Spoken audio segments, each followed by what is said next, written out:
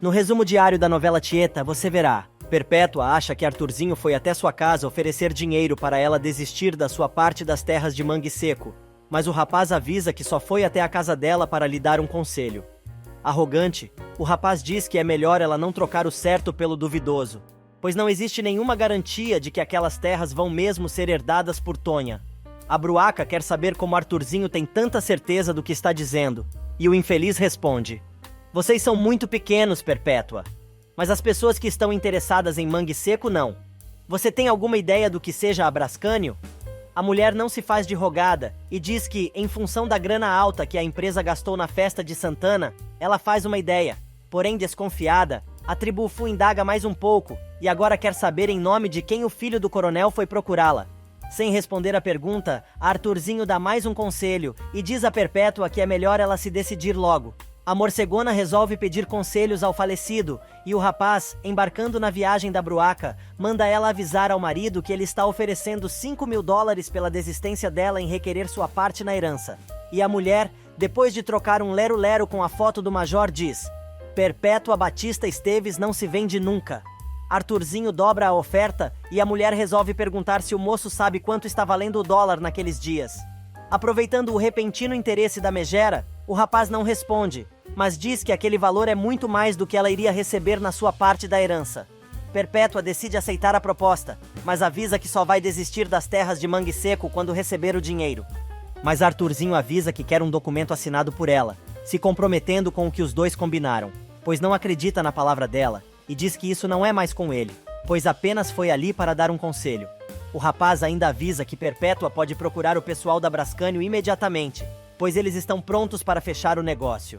Desconfiada, a mulher impede o sujeito de ir embora e quer saber qual é o interesse dele naquele assunto. Porém, Arthurzinho se nega a responder e diz que não precisa dizer nada a ela, que é muito pequena para questioná-lo. Nesse meio tempo, Leonora conversa com Ascânio e diz que é verdade o que ele descobriu, revelando que foi Helena quem a atraiu até a esplanada e a pressionou com aquele recorte de jornal. Ela ainda explica que foi por esse motivo que terminou com ele e diz: eu não tinha medo do que você iria pensar quando visse aquela reportagem, mas sabia que Helena ia mostrar isso para todo mundo, o que seria um escândalo e certamente iria prejudicar você. Ascânio então diz que está pouco se lixando para o que as pessoas pensam ou deixam de pensar, e lembra que não faz mais parte da prefeitura da cidade, pois o coronel o demitiu. Leonora questiona o ex sobre sua carreira política, lembrando que ele sempre sonhou em ser prefeito da cidade e coisa e tal, mas o rapaz avisa que isso vai ficar para depois, porque sua prioridade naquele momento é pensar exclusivamente nele mesmo. Cheio de amor para dar, Ascânio afirma: se você me disser que foi uma vítima desse tal Francisco, que ele te usou, eu vou compreender, Leonora.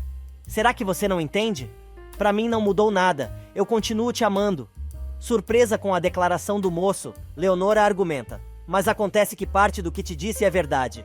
Você continua me amando, mas eu deixei de te amar. Por favor, não torne as coisas mais difíceis para mim. Esta história está encerrada. No entanto, Ascânio não aceita o trololó da moça, e lembrando que ela mentiu antes quando terminou tudo com ele da primeira vez, quer saber do que Leonora tem tanto medo. Ele perde a paciência e agarra a moça pelos braços, mas ela afirma que a inconveniência do rapaz já está ficando insuportável e grita, pedindo que o sujeito a deixe em paz de uma vez por todas. Ascânio acaba desistindo e avisa a Leonora que aquilo nunca mais vai se repetir, deixando a casa de Tieta chateado, enquanto Leonora sofre ainda mais. Minutos depois, a garota vai falar com a madrasta e conta o que acabou de acontecer, revelando que, além de perdoá-la, Ascânio também pediu que os dois reatassem o relacionamento. Decepcionada consigo mesma, Leonora diz que mentiu novamente e sustentou tudo o que disse quando deixou o rapaz.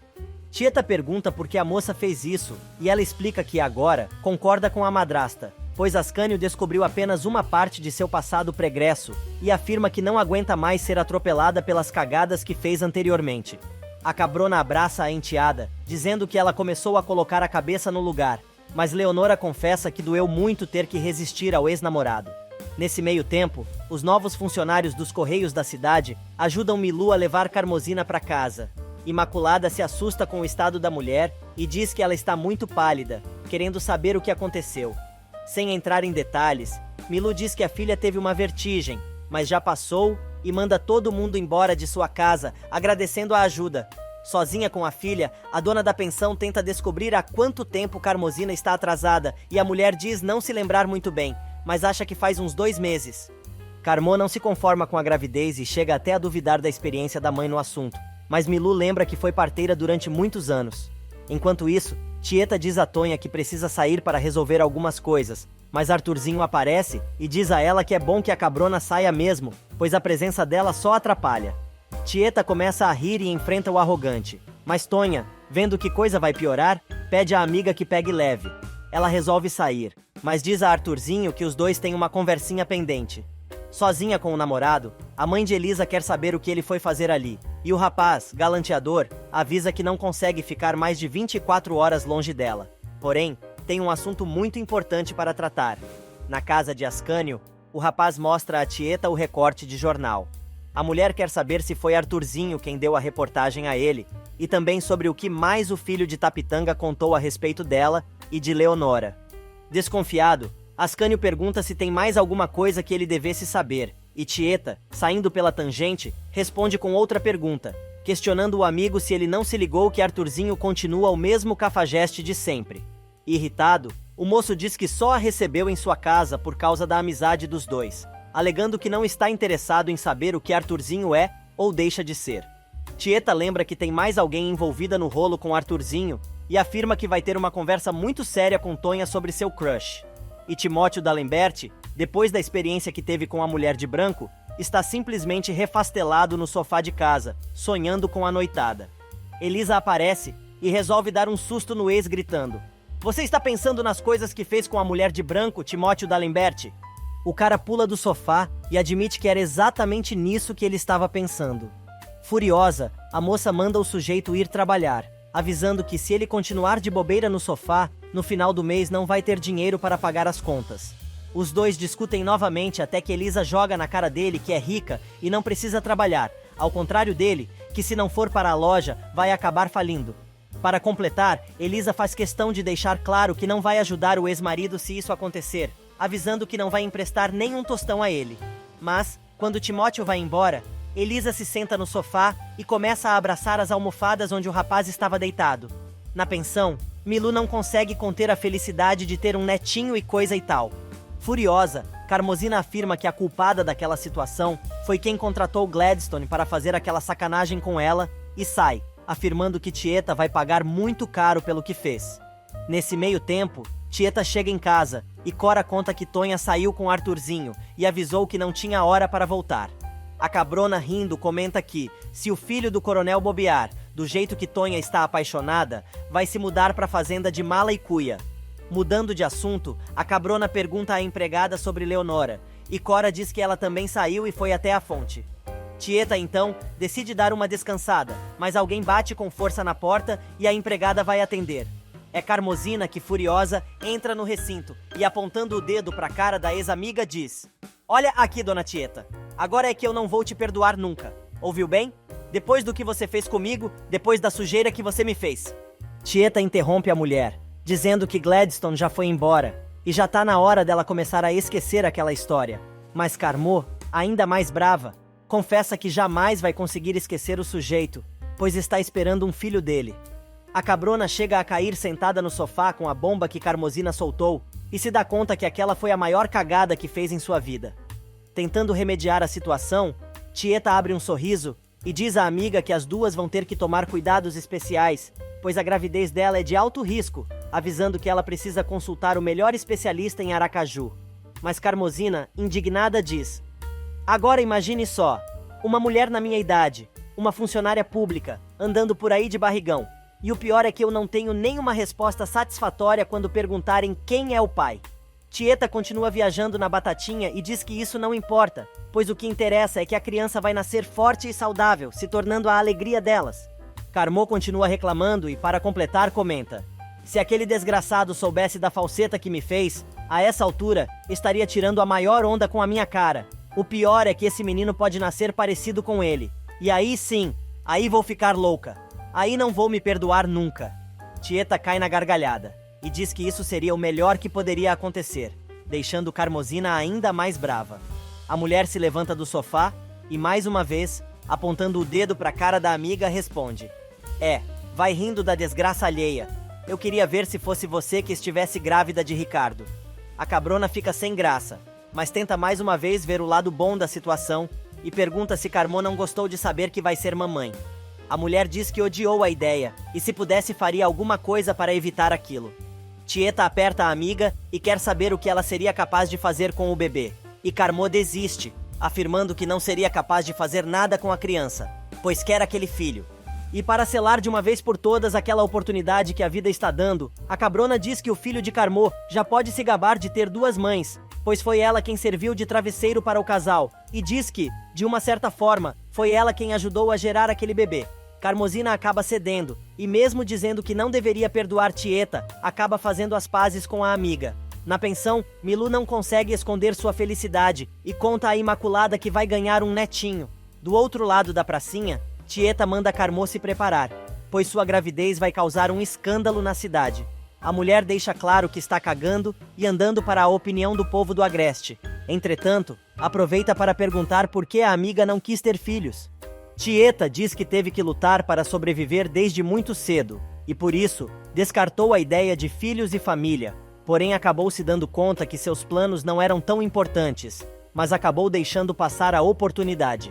Enquanto isso, Perpétua vai ao escritório da Brascânio na prefeitura da cidade e assina o documento abrindo mão das terras de Mangue Seco, na presença de Rosalvo, Bebê e do tabelião. O engenheiro, então, pega um maço de dinheiro e entrega à mulher, que estranha o número de cédulas. Porém, Bebê explica que ali estão $10.000 em notas de 100, e a mulher acaba pegando a grana e enfiando no bolso. Sem dizer mais nenhuma palavra, a Bruaca sai correndo da sala, e Bebê começa a rir, comentando que a doida não tem a menor noção de quanto acabou de receber. Enquanto isso, Timóteo vai até a loja de Amintas e conta que viu Perpétua entrar na prefeitura. Ele ainda diz que descobriu que a sogra ficou um tempão na sala do tal Rosalvo. Amintas conclui que a Beata está metida no negócio da Brascânio, e o engomadinho diz que, se Perpétua estiver envolvido nisso, Ascânio precisa saber. Minutos depois, os dois rapazes vão contar o que descobriram para o ex-secretário-geral do município. O rapaz diz que os amigos estão certos, e é estranho a tribo Fu ter ido ao escritório da Brascânio. Rafa resolve se meter na conversa, e aproveitando para fazer fofoca, conta que encontrou Araci na venda de terto, e a empregada contou que Perpétua recebeu uma visita de Arthurzinho, e os dois estavam conversando sobre uma tal herança e sobre o Mangue Seco. Ascânio diz que agora já tem uma ideia do que a tribo Fu e o filho do coronel estão aprontando, e sai, avisando aos amigos que conversará com eles mais tarde. Minutos mais tarde, o rapaz aparece na casa de Tieta, que conta que não conseguiu falar com Tonha, pois quando chegou em casa, a mulher já tinha saído com Arthurzinho. No entanto, ela lembra que o moço tinha comentado não ter interesse naquele assunto e quer saber por que o amigo de infância mudou de opinião. Ascânio, sem responder à questão, pede que Tieta primeiro converse com Tonha e exponha suas desconfianças. E aí sim, os dois voltam a se falar. A cabrona reclama, dizendo que está muito curiosa e coisa e tal. Mas Ascânio não se dobra e diz para ela procurá-lo em sua casa mais tarde. Na fazenda, as rolinhas estão em polvorosa e contam a Filomena que Arthurzinho e Tonha estão trancados no escritório há mais de meia hora e querem saber se o filho do coronel está ensinando a tabuada para ela.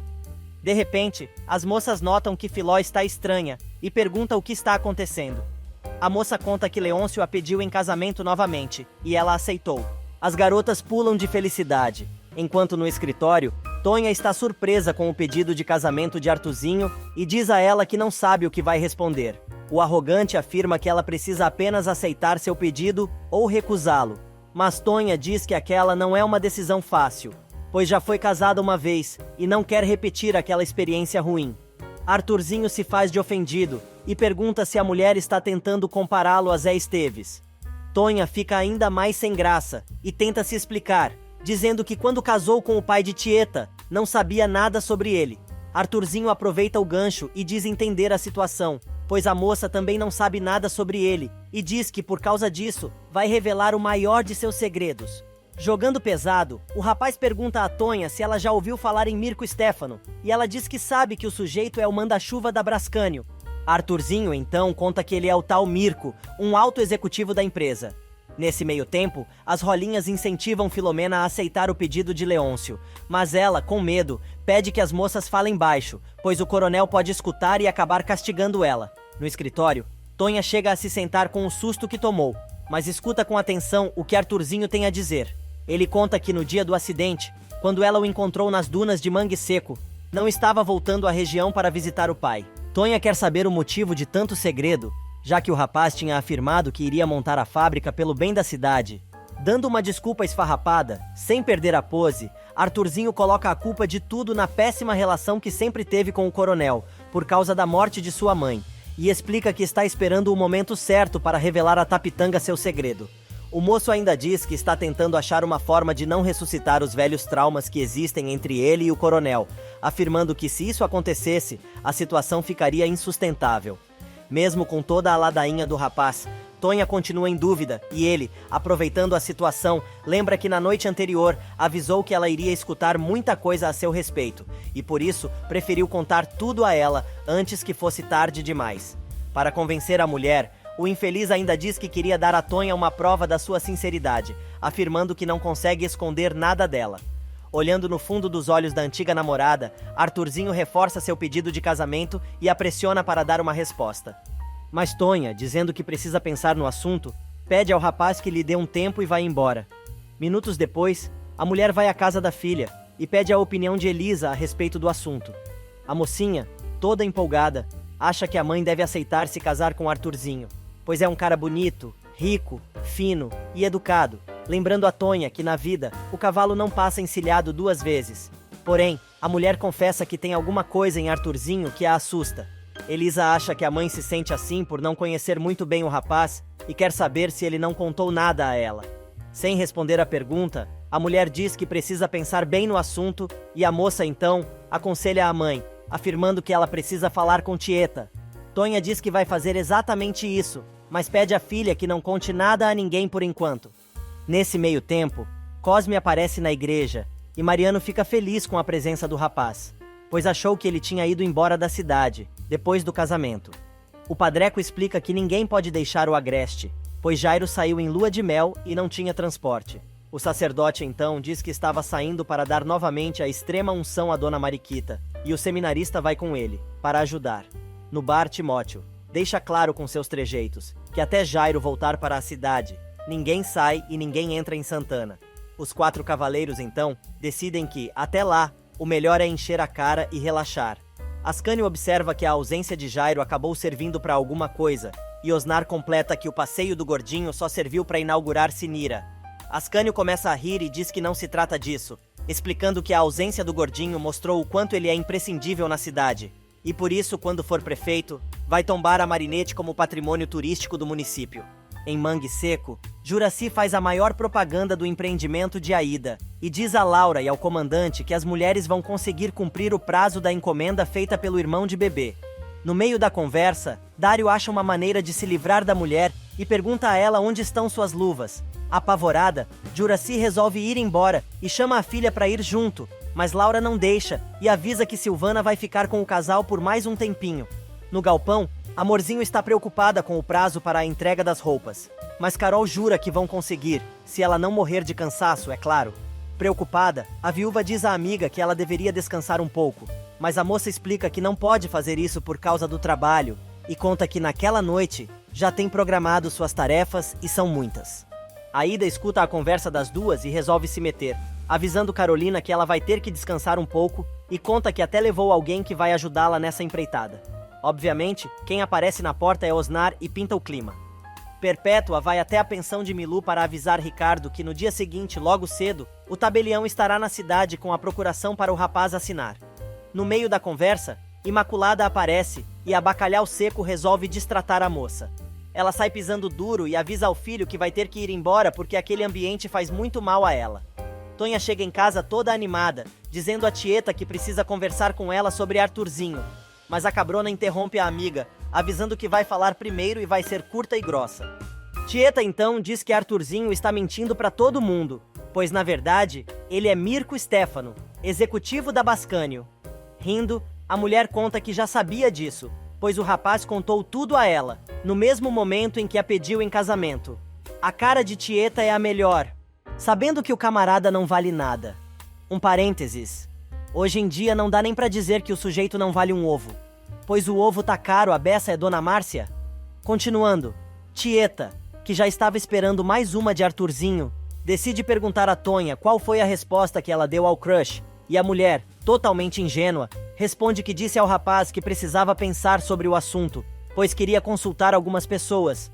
Devolvendo a bomba para Tieta, a mulher quer saber a opinião da amiga que rapidamente responde que não quer meter o bedelho naquele assunto, pois essa decisão é muito pessoal. Mesmo assim, com todo jeitinho, a cabrona pergunta se Tonha não acha estranho tudo o que o Arthurzinho fez quando chegou na cidade e coisa e tal. Tonha concorda e diz que não sabe o que fazer, mas pergunta como Tieta sabe que o filho do coronel é Mirko Stefano. Enquanto isso, na fazenda, Tapitanga pergunta ao filho se ele está pretendendo se casar com Tonha, e o antipático responde que apenas está tentando encerrar uma história que começou há muitos anos, fazer bem a Santana do Agreste e um favor a seu pai. O coronel conclui que o moço não pretende de fato se casar e ele diz: Tonha é uma mulher suficientemente inteligente para entender isso no momento certo.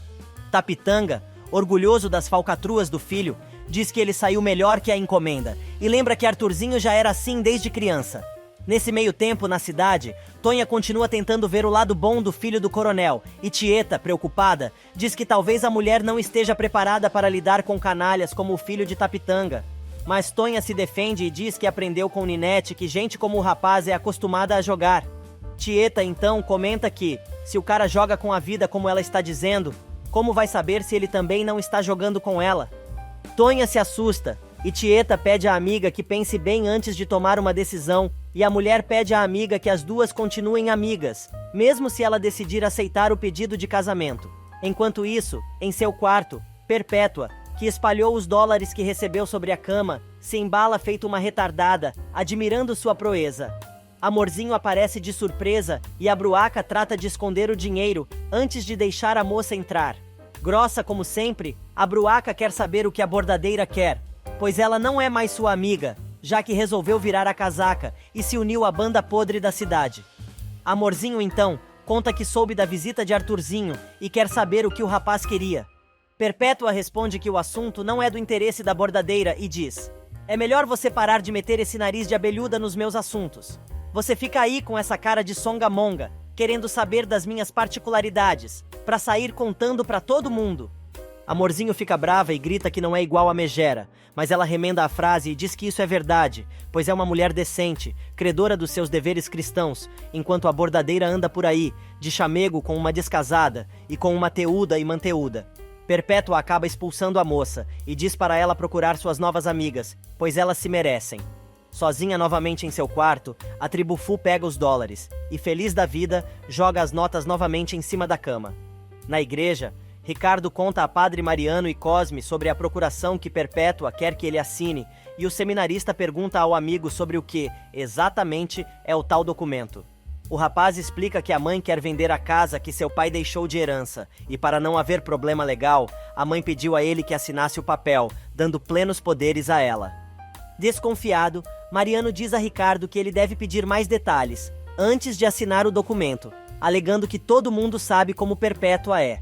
Mas Ricardo diz que não está nem aí para a venda da casa, alegando que não está interessado em bens materiais, e afirma que, quando souber o que vai fazer de sua vida, prefere fazer tudo sozinho. Já de volta à pensão, Ricardo conta a Imaculada sobre sua decisão, e a mocinha, enquanto arruma a cama, diz que ele fez muito bem, e não deve ficar dependendo de mãe, ainda mais de uma como Perpétua.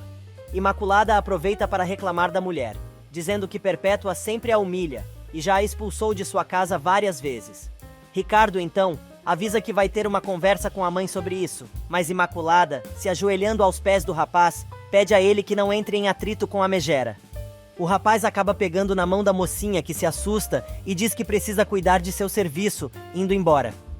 Em Mangue Seco, Osnar, incumbido da missão de cuidar de Carol, aparece na sala da casa da moça com um prato de ovo frito, mas ela está desmaiada sobre a mesa, dormindo de tão cansada.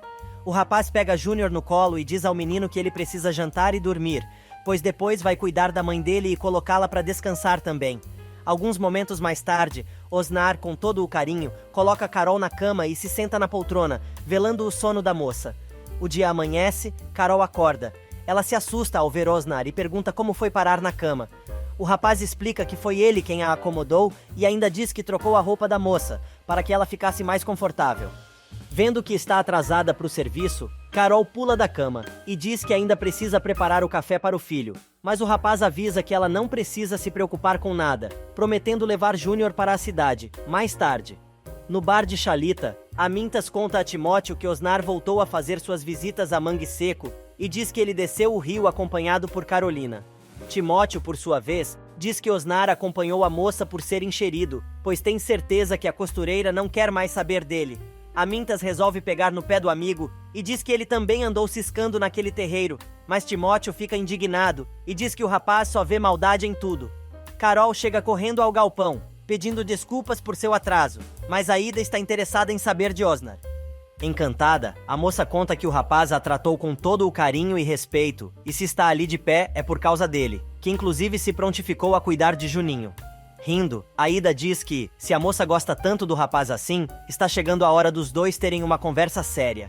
Nesse meio tempo, Tieta conta a Carmosina sobre a proposta de casamento que Arthurzinho fez a Tonha e quer saber a opinião da amiga, avisando que tem alguma coisa naquela história que não está cheirando bem. Carmosina, então, diz que se dependesse dela, contava tudo para todo mundo. Mas, se Ascânio está sabendo de tudo há muito tempo e não contou nada, é melhor respeitar a decisão do antigo secretário-geral do município e ficar em silêncio. Papo vai, papo vem, Carmo sugere que Tieta converse com sua mãe sobre o assunto, pois ela tem uma opinião diferente a respeito de Arthurzinho.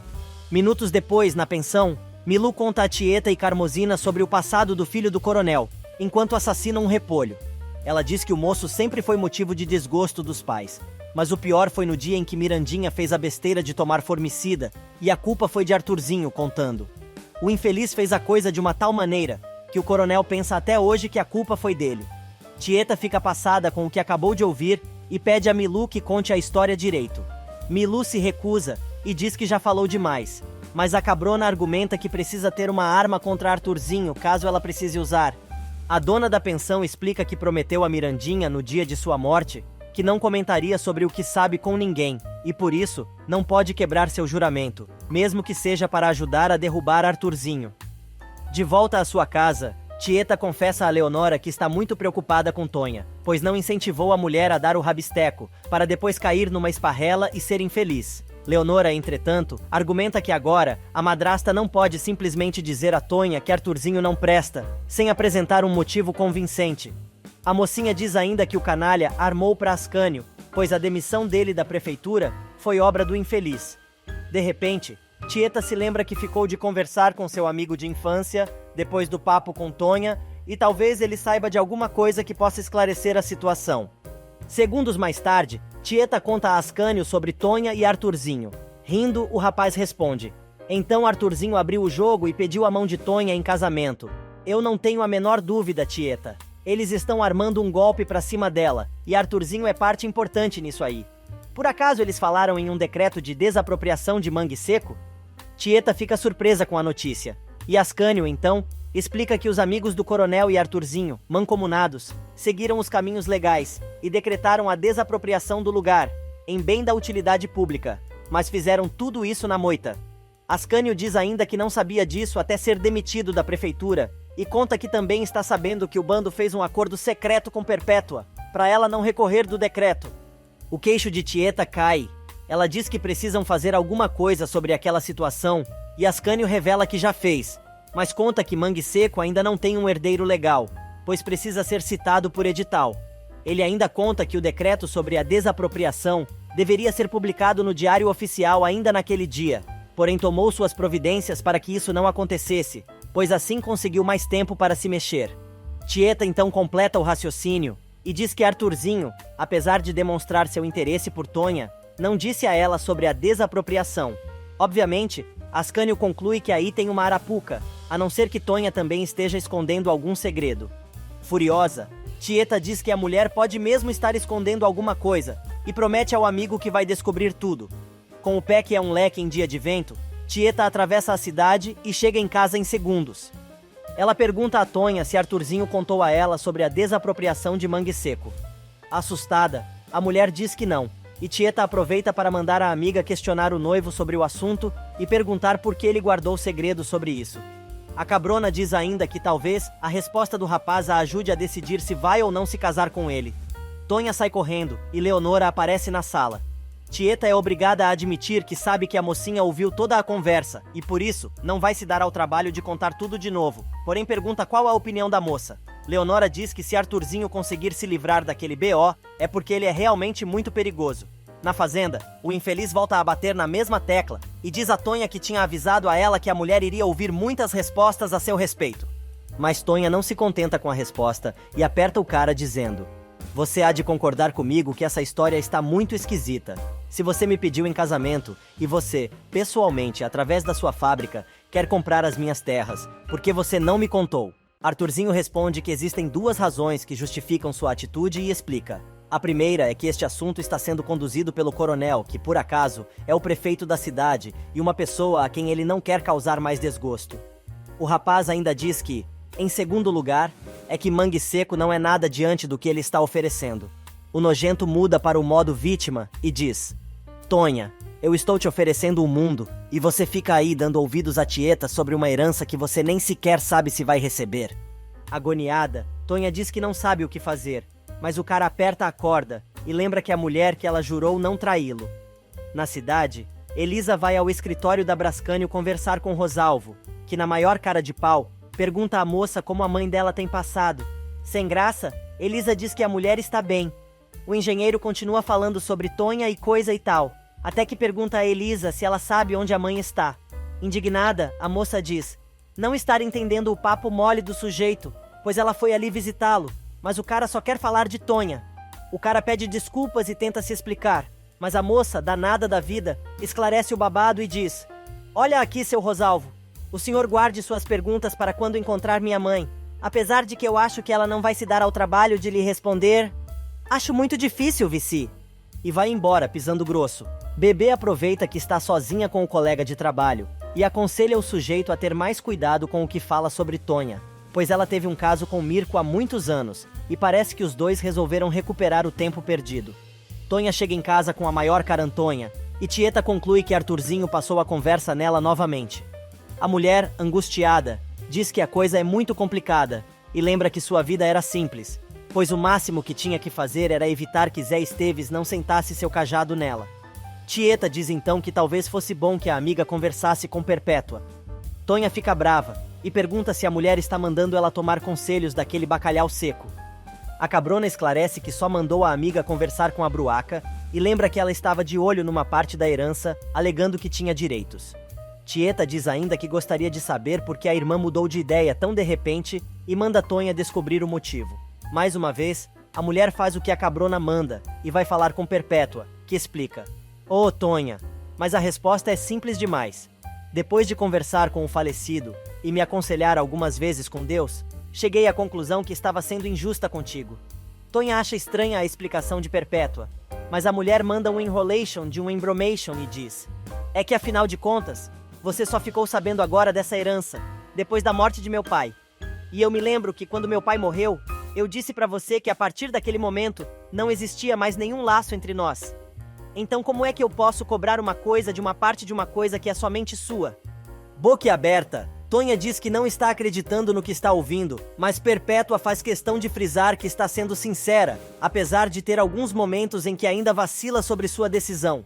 Porém, Tonha não embarca nessa canoa furada e aperta Perpétua, perguntando se ela tem certeza que ninguém a influenciou para que mudasse de opinião.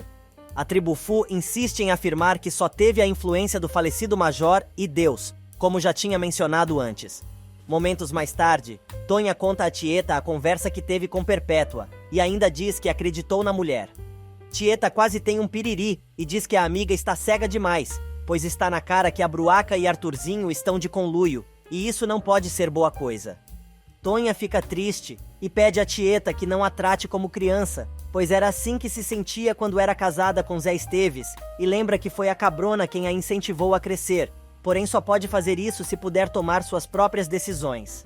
Para surpresa da cabrona, a mulher avisa que não quer mais ficar discutindo com ela, e por isso vai passar uns tempos na casa de Elisa.